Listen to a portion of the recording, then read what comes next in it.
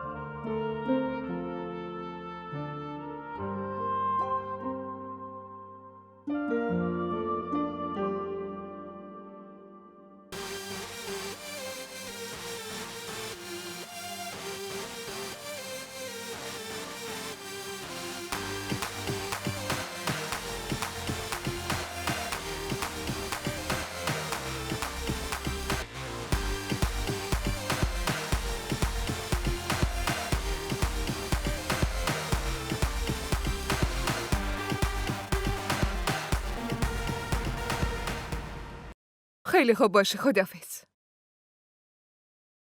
تینا؟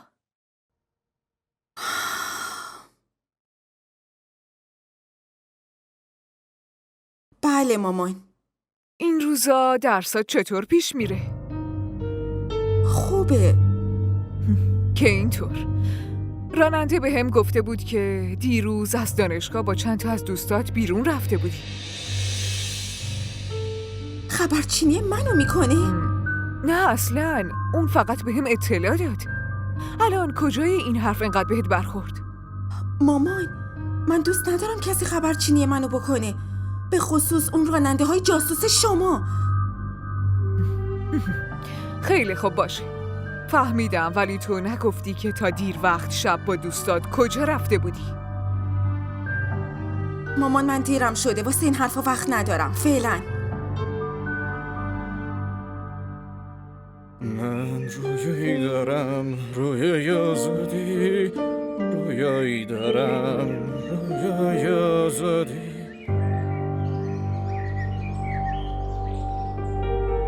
من رویایی دارم، رویای آزادی، رویایی بی‌پروا، رویای آزادی. میخوام آزاد باشم. بریم. چشم.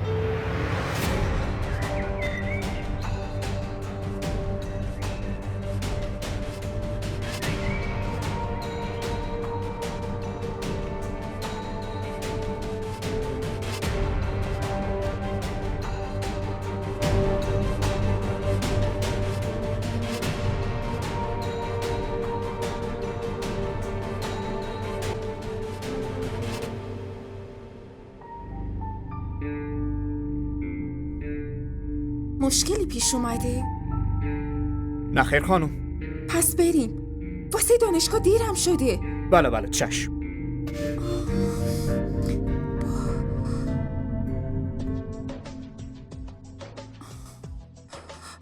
این چه بیادبیه؟ خاموشش کن. چشم. راست شما شاید آهنگای خارجی دوست داشته باشین نه؟ رانندگی تو بکن، حرکت کن.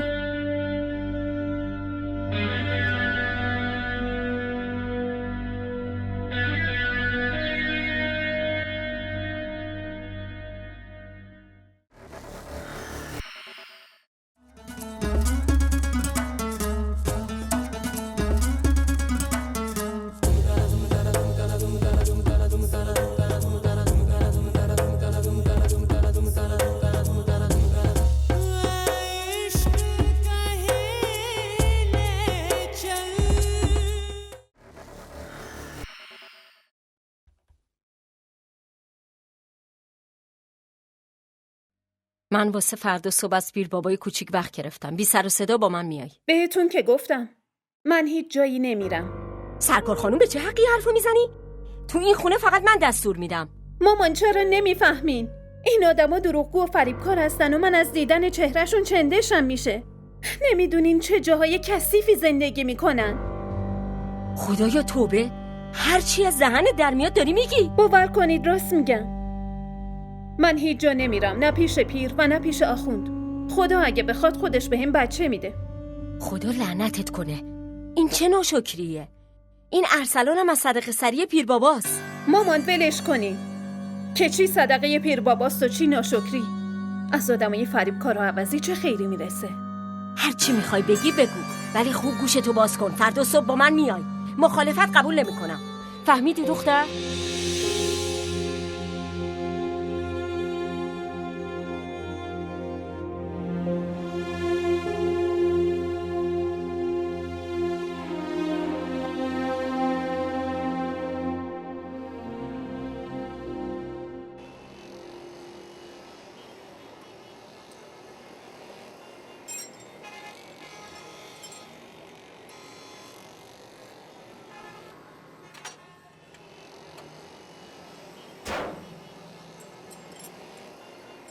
مشکل چیه اوستا؟ چیزی نیست. باید موتورش عوض بشه. سر یه فرصت مناسب عوضش میکنم. نه اصلا فرصت نمیشه اوستا. تمام روز با رانندگی مشغولم. ولی خوب شد رانندگی رو ول کردی. مغازه زدی ولی منو پشت سرت گذاشتی. پسر تو بگو کی به رانندگی یاد داده؟ شما یاد دادین اوستا. و البته سر کارم بردمت. حالا که این مغازه رو باز کردم مشکلت چیه؟ هیچی. هیچ مشکلی نیست. هیچ ایرادی نداره. قبل اینکه فراموش کنم حسابمون رو صاف کنم. آها. درسته؟ رسیدشو برام بنویس. باید برم خونه. همسرم منتظرمه. فکر کنم عروسمون خیلی وابستت کرده. همین که هست میشه فوری میدوی سمت خونه ها؟ اوستا یه چیز بگم. بگو. بستگی به شانس و تقدیر داره. اگه تقدیر منم خراب بود الان مثل تو اینجا با ماشینای خراب سر و کله میزدم.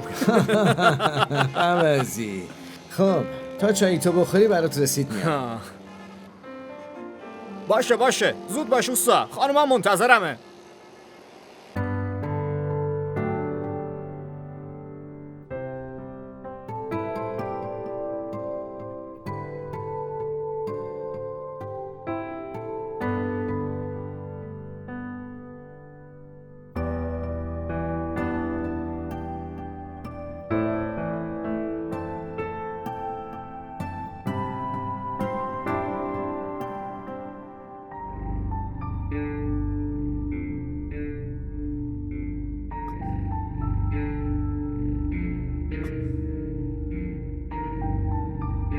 تینا؟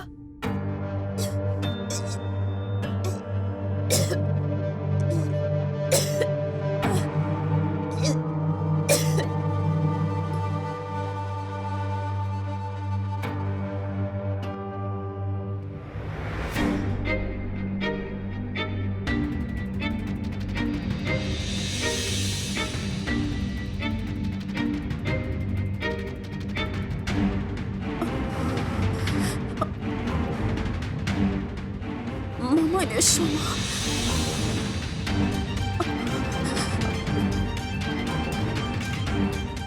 این چیه؟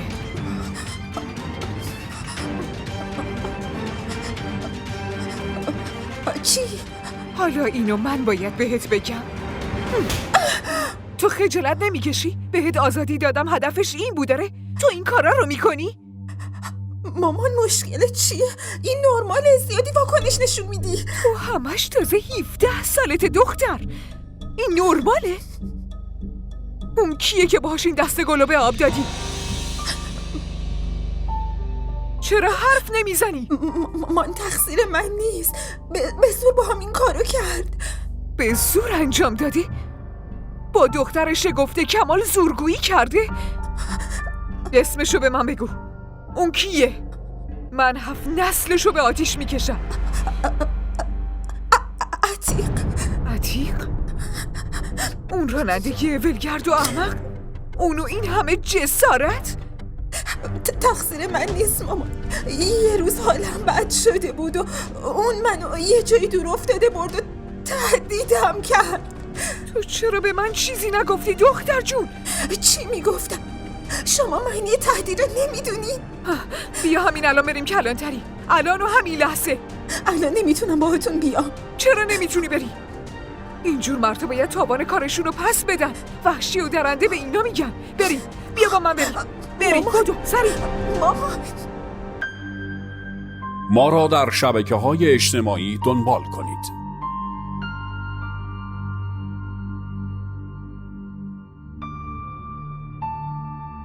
ارسلان خوابید؟ پیش مامان بردم خوابوندمش.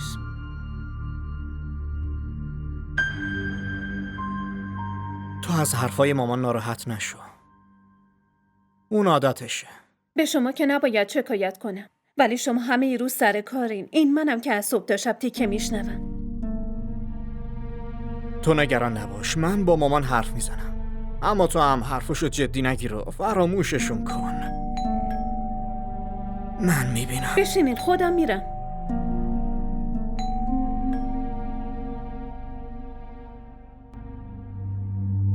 اما آقا مگه چی شده؟ حداقل بهم بگین. عتیق کجاست؟ لطفاً بهم بگین چی شده؟ ازش شکایت شده. عتیق کجاست؟ چیکار کرده؟ چی شده؟ عتیق اینا عتیق؟ بله. بازداشتش کن. اما آقای پلیس مگه من چیکار کردم؟ بریم کلانتری، اونجا بهت میگم چی کار کردی. به یه دختر معصوم تجاوز میکنی؟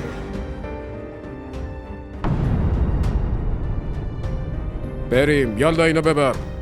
یالا را بیاف، زود باش. اما آقا براتون سوء تفاهم شده.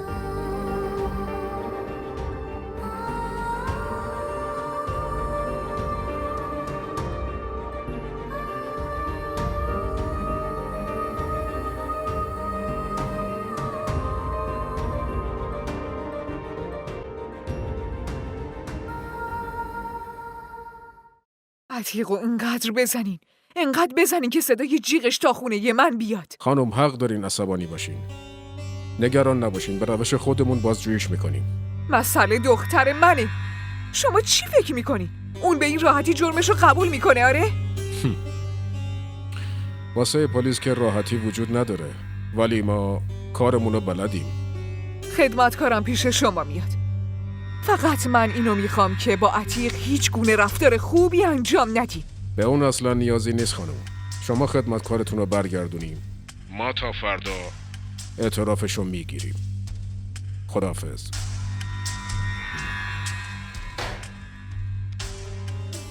کریم،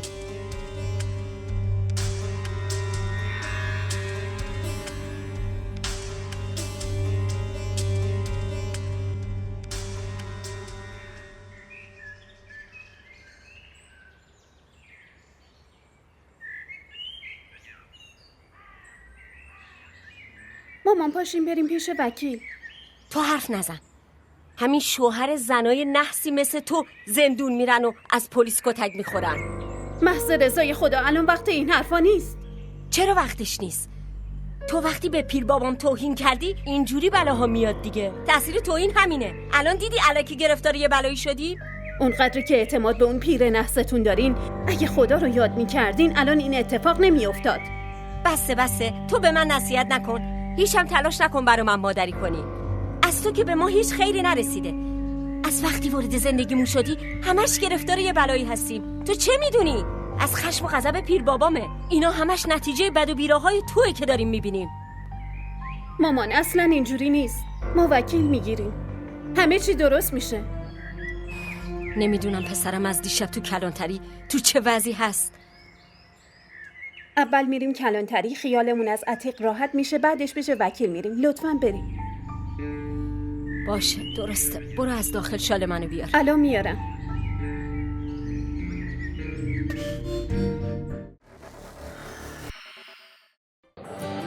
بگو ببینم خوشگله. دونی وقتی آدم عاشق یکی میشه دیگه نمیپرسه که چقدر خوشگله. شاید اون از همه خوشگل‌تر باشه. این عشق عزیز دلم آب نیست که هر وقت تشنت شد بگی یه لیوان آب بده. برای آب باید هزینه‌شو داد، به همون قیمتی که تشنه‌های کربلا پرداخت کردن.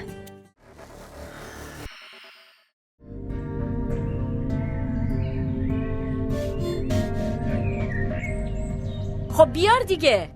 خانم شما الکی دم به دقیقه زنگ میزنین. همه چی طبق روال پیش میره. یعنی چی؟ 11 ساعت شده و شما هنوز اعترافی نگرفتی؟ لازم نیست به من یاد بدین. من میدونم روال کارا چطور پیش میره. اعتراف گرفتن به این آسونیا نیست. ببخشید مگه شغل پلیسی واسه کارای آسون هست؟ خانم شما متوجه نیستین. بعد گزارش شما ما فوراً عتیقو بازداشت کردیم. ازش بازجویی هم کردیم ولی جرمشو قبول نکرده. ما ازش آزمایش هم گرفتیم. همین که نتیجهش برسه فوراً واسه دادگاه میفرستیم. اینا واقعا همش مزخرفه. این برای شماست قربان. بفرمایید. نتیجه اومد. برو اونو بیار. حالا دیگه نتیجه پزشکی هم اومده. عتیق نباید قصر در بره.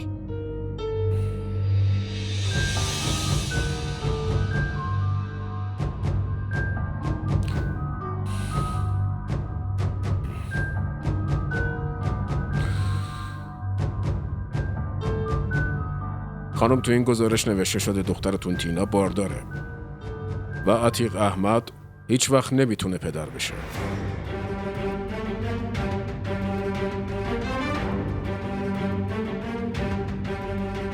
حالا شما از دخترتون واقعیت رو بپرسین و اگه به پلیس نیاز داشتین بهمون خبر بدین، کمکتون میکنیم. اینو آزادش کن. تو میتونی بری.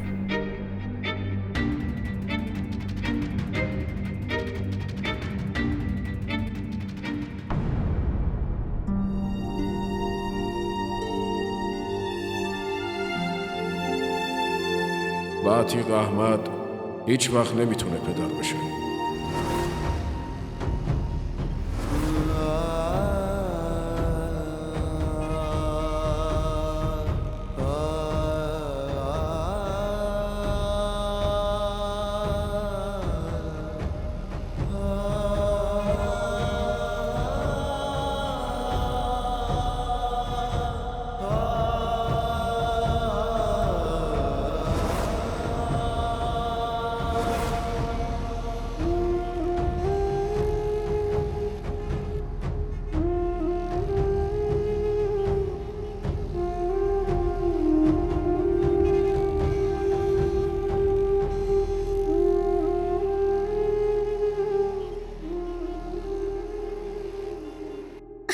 اون عتیق بیچاره رو پلیس حتما خیلی کتک زده. آره دیگه، میدونی وقتی تو ماشین میشست آهنگای عجیب غریب میذاشت. این بار که تونستم قصر مامان گوشی رو قطع نکن. تو به من دروغ گفتی نه؟ عتیق که اصلا هیچ ربطی به این ماجرا نداره. مامان شما کافیه. نیاز نیست بیشتر از این دروغ بگی. و این آدم هر کی که هست بهش بگو ظرف 3 روز با خانواده‌اش بیاد اینجا، وگرنه اون وقت من تو رو پیش بابا تو کانادا میفرستم. از این به بعد اون مراقبته. مامان شنیدی مامانم چی گفت؟ الو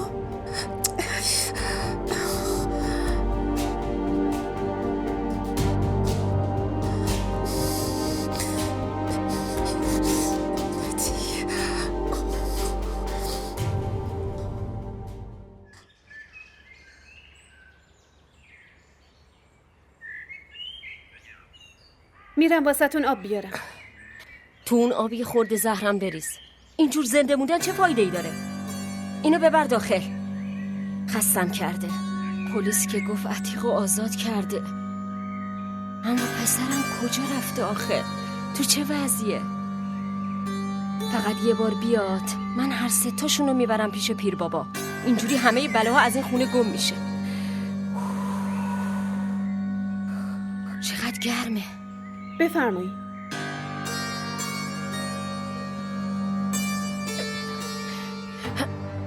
کجا رفته بودین ها؟ میدونی چقدر نگرانتون بودیم و ارسلان همش بهونه‌تون رو میگرفت. شما حالتون خوبه نه؟ ها؟ چی شده؟ من میرم آب بیارم.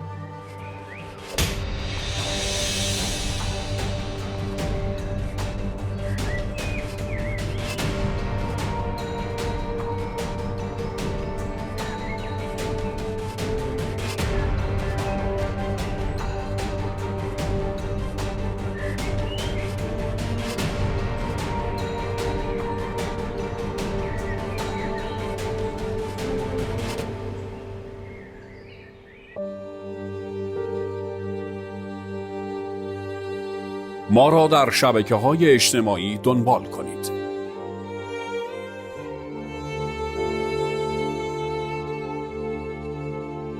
من دارم واضح ازت میپرسم،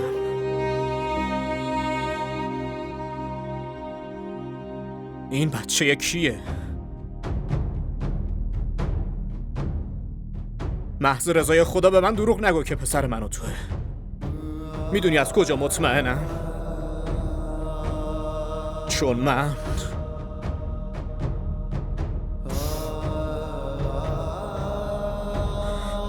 گزارش پزشکی من اینو میگه که من نمیتونم پدر بشم. متوجهی چی میگم؟ پس این گناه کیه که انداختیش گردن من؟ به من نگاه کن. فکر میکنی که اگه ساکت باشی من تو رو میبخشم ها؟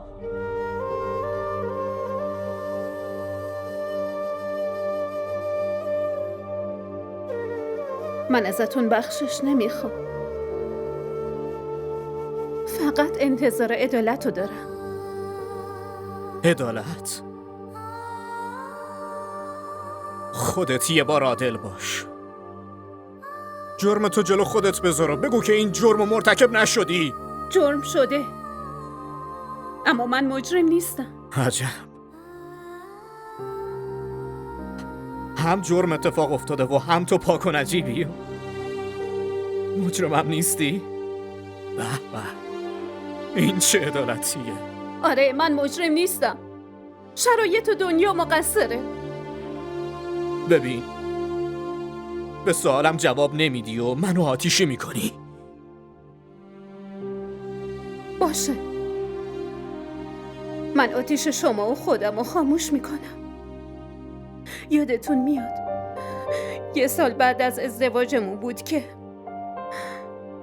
هم من و هم مامان همش اسم بچه رو به زبون می آوردیم و اون خواسته زندگی رو به کامم زهر کرد. مامان، یه کار خوب پیدا کردم. من دارم فکر میکنم یه کار درست حسابی پیدا کنم. راستی یه چیزی به من بگو دیگه. شما تا کی میخواین اینجوری ادامه بدین؟ تصمیم ندارین دیگه بچه دار بشین؟ مامان آخه الان چی و مامان هان؟ 1 سال گذشته و من هنوز اثری از بچه ندیدم. میخواین تا آخر عمر همینجوری دوتایی بمونی؟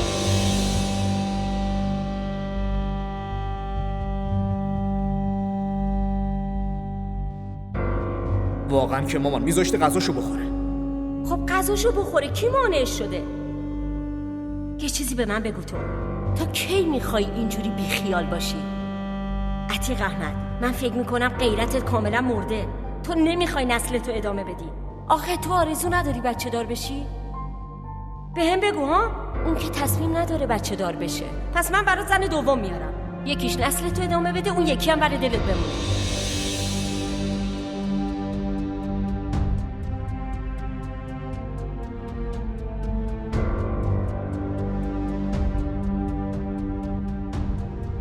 آیا ما بی خیال بودیم؟ آرزو نداشتیم بچه دار بشیم؟ داشتیم. اما شما اینقدر ناراحت شده بودین که حتی دستتونم رو بلند شد.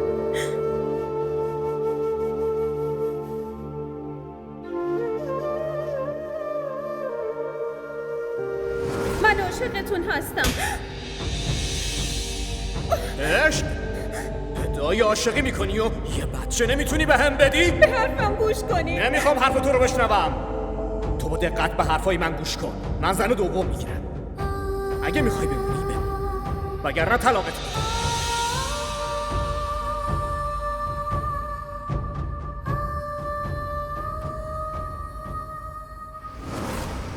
پسرم، تصمیمات احساسی و تو عصبانیت همیشه اشتباه میشن. خان داداش، 2 ساله که پسرم ازدواج کرده. حالا پسرم نباید بچه دور و برش باشه؟ عتیق پسرم، بچه تو تقدیر آدم نوشته شده. تو یه خورده صبر کن، خدا حتما بهت بچه هم میده. کافیه خان داداش، این مسئله خانوادگیه، بهتر شما دخالت نکنید. این مسئله خانوادگیتون الان از خونه بیرون اومده. همسایا بهم گفتن، برای همین اومدم. عتیق پسر دوستمه، نصیحت کردنش هم وظیفمه. دیگه میرم. خداحافظ پسرم. خداحافظ.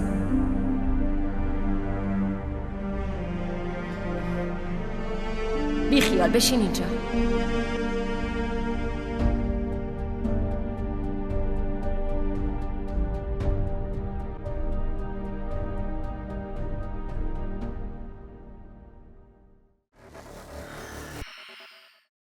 آبروی منو که جلوی همه بردی. منم دن این کارو نکردم فیده. واقعا؟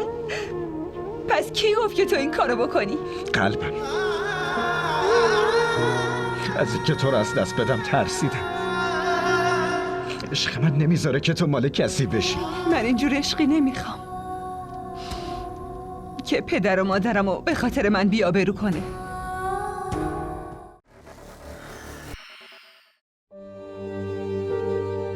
بعدش نمیدونم مامان با چه فکری منو پیش اون پیر عوضی برد. اون چشم بسته به اون پیر اعتماد داشت و تاوانشو من پس دادم.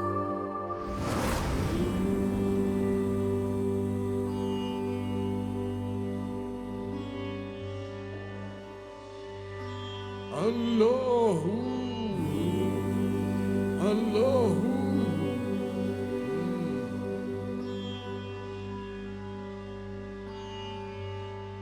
الله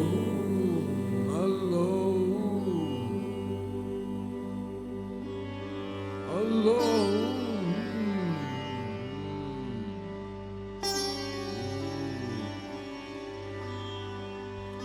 پیر بابا، بعد از این دعا عروسم بچه دار میشه نه؟ بهشون گفتم بچه دار میشه، حتما میشه. برو بذار دعا بخونم. برو، صدامو نمیشنوی؟ برو.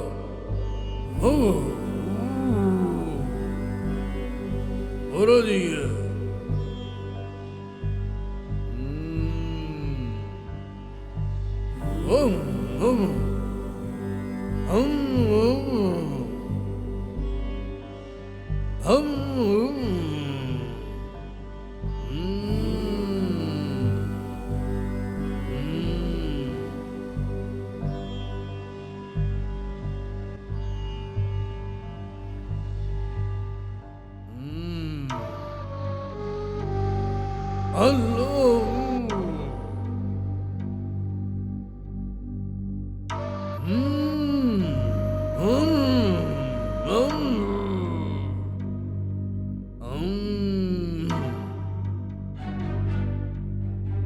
این آبو بنو، همه چی درست میشه. آبو بنو.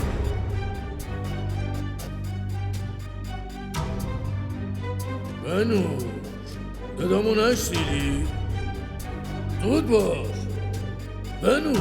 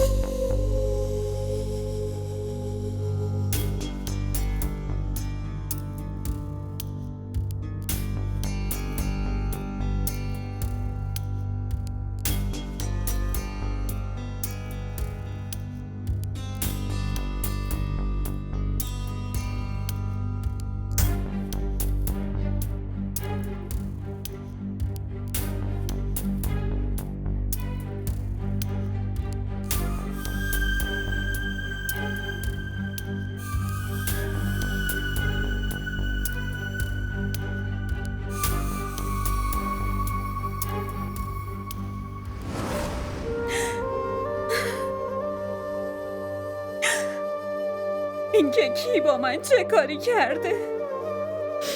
همه چی رو براتون تعریف کردم.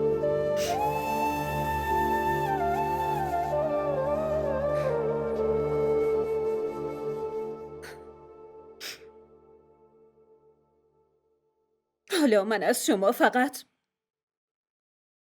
عدالت میخوام.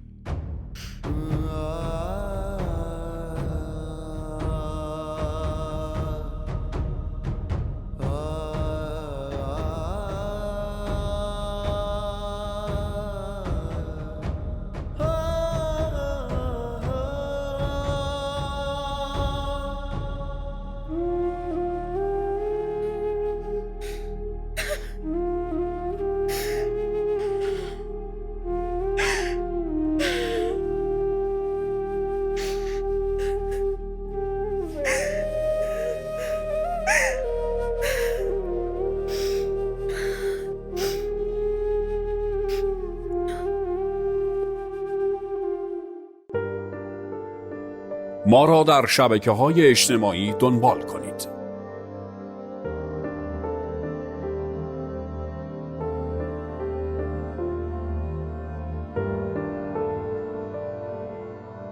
موتور ماشین اگه خراب شه موتور رو عوض میکنن، ماشین رو آتیش نمیزنن، عیبشو برطرف میکنن، دورش نمیندازن.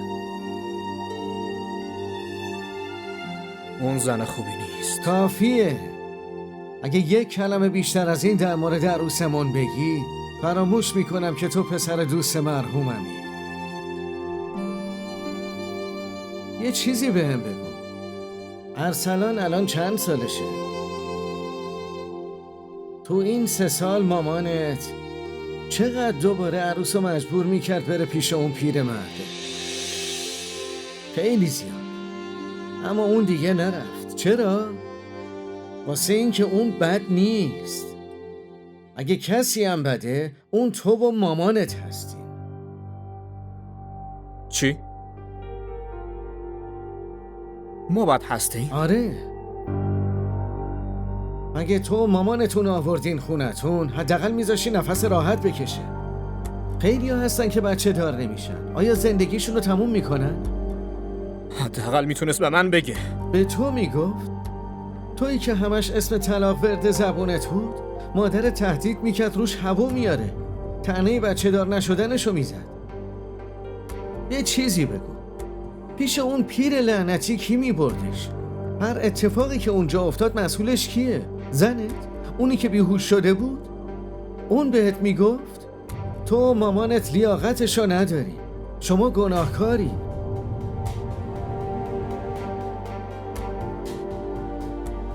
ببین، من میدونم که زنتو خیلی دوست داری. خداوند مسئولیت تربیت یه بچه رو بهت داده. تقصیر اون بچه چیه؟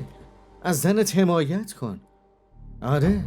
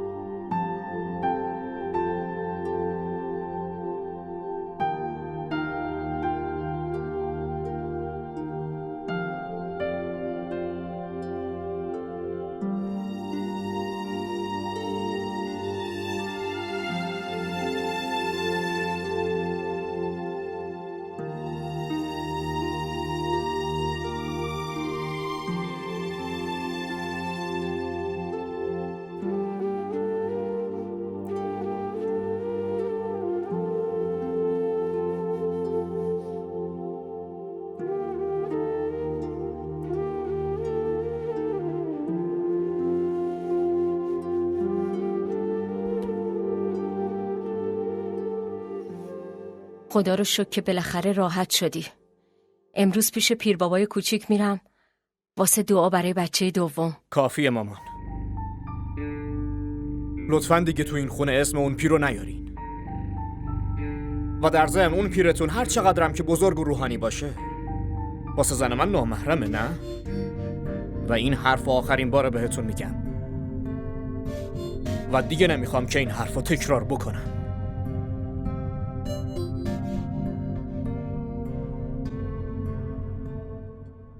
دیگه فقط ما 4 تا تو این خونه زندگی میکنیم. بیا پسرم. ما 4 تا خوشبختیم.